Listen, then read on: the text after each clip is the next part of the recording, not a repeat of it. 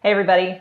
I just wanted to swing by. I have this thing I've been chewing on since my yoga practice this morning, and it feels really important to share because it's something that I wish I had understood like 10 years ago.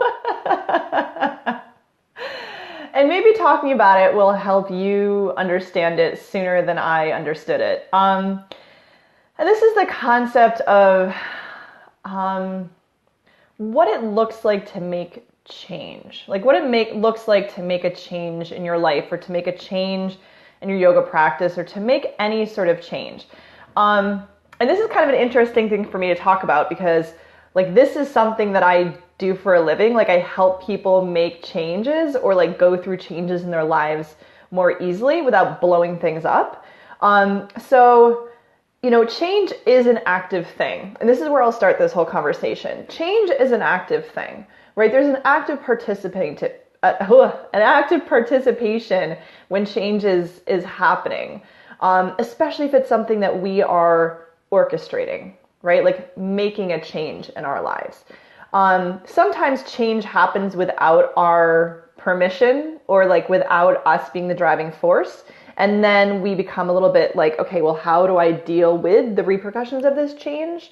But one of the things that I noticed in my yoga practice today, which is really different than how I used to practice, was this way of being present with my physical self in a posture without actually trying to make anything happen. Let me see if I can explain this a little bit better. So when I first started practicing, I was in my early 20s, and I was a really intense person in general. I had come out of a cross-country background, and I was really used to this sort of like aggressive way of coming at my body. I had a back injury and it was sort of like band-aided up, and then just like I got right back into running after that. So I had this approach to my body that was pretty aggressive. And it was like, push it to its limits, like don't let up. And when I first started practicing yoga, that was really appealing to me, like this really aggressive way of getting into my body.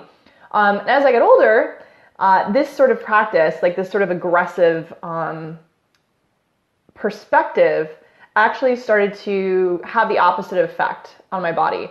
So instead of making my body feel stronger, it actually started to make me feel less good in my body. I started to have pain. I started to feel like I didn't want to practice, like I didn't want to be doing my yoga practice on a regular basis because it didn't feel good. It wasn't feeling the same way it did.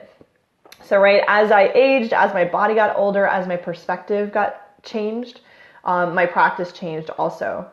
And so when I go into a room and I practice now, the way I practice, the way I approach my body is more from a place of being curious what's actually happening, like being curious about the edges of my physical experience, like really trying to feel my shoulder, trying to feel my hip, trying to take a deeper breath to support my back, right? Like I'm really obsessed with the breathing part of it. That's one of the things that I'm really fascinated with in a physical practice, and also super into when it comes to how we interact with the world outside of us.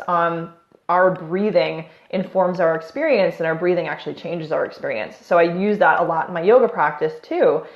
And I have more of a passive practice now. Now that doesn't mean that I'm just like lying on my yoga mat doing nothing, right? I have a very physical practice, but I'm not trying to get anywhere, right? Like I'm able to put my body into the alignment or to create the movement that I'm looking for. And then when I find an edge, I just sort of like look at that edge. So like I'll sort of put my attention on like a place of tension, or like put my attention in a place where it feels like something is stuck. And I'll watch it instead of trying to force through it, right? Like in my earlier version, I would try to really push. Like if I found tension, I'd try to push through it. If I found a tight spot, I'd try to stretch it out, right? It was a very like action-oriented perspective. And now I'm a little bit more patient. Age probably has something to do with that too. And I'm less attached to what my practice looks like. So I'm actually really less attached to what my postures look like at this point, which is really helpful, and it makes me enjoy my practice even more.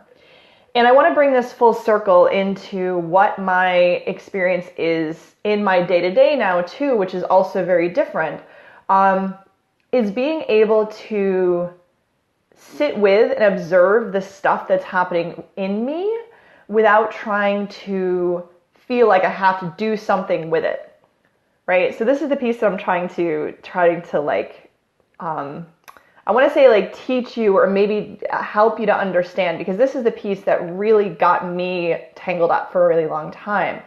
By nature, if I was to describe myself in the past, as I've started to understand myself more, I've been a very anxious person, like a very fearful person. Like I realized as I look back to my past, I've spent a lot of my life being really scared, like terrified of things that were like not normal to be scared of, like having a really huge visceral reaction to things that were actually not that scary, but I was having this inner experience.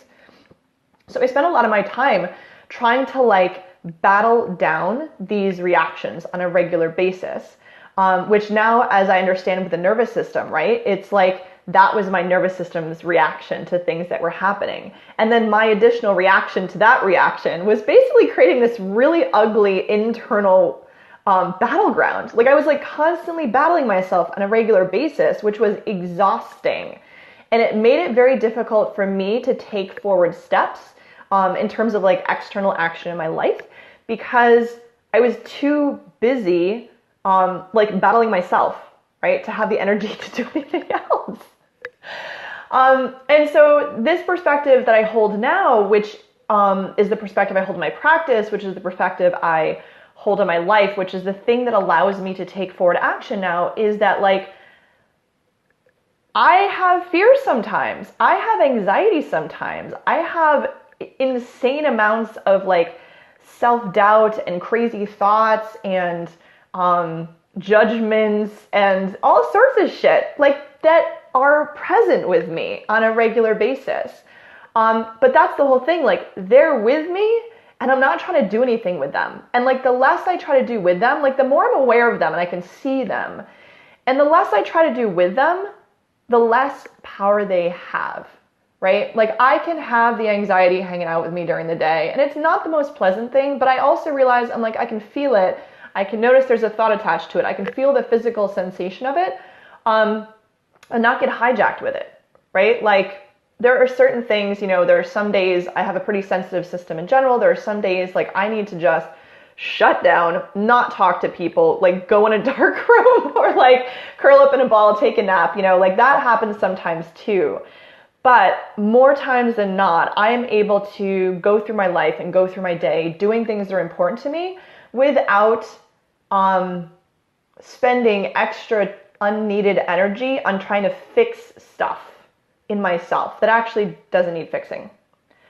So this is like a long rant, but it felt really important. I wanted to share this because if somebody else hears this and they feel like, if you hear this and you can relate to this, and you can spend your day just spending a little bit less energy on trying to fix yourself and a little bit more energy of like being with you, which is pretty fucking awesome, and like taking action that you want to take, that's awesome. Like that's what I would love for you to be able to do, is to like not fix the stuff that you think you need to fix and actually be like, cool, this is me, this is where I'm at. It's not the most pleasant thing, I'm not enjoying it right now, but like it's okay, it's here, and still be able to do shit in your life, right? Like that's my desire for you, right? That's what I work with clients on. That's the thing that I practice on a daily basis. And I want that for you, right? I want that embodiment for you. So I love to hear if this is something that resonates with you, if you get this, if you don't get this, if this makes you feel seen, if you're like, oh my gosh, I thought I was the only one. Let me know. I'd love to connect. And if you speak and let other people know that that's where you're at, it helps other people feel like that's like, it just helps to connect this human experience, right? We all think we're the only ones, and then all of a sudden somebody speaks out and we're like, oh my gosh, you too? So if this is a oh my gosh, me too moment for you, let other people know. Let other people know so we can interact with each other and feel like we're not alone in this crazy experience. All right, I will see you on the internets. Bye.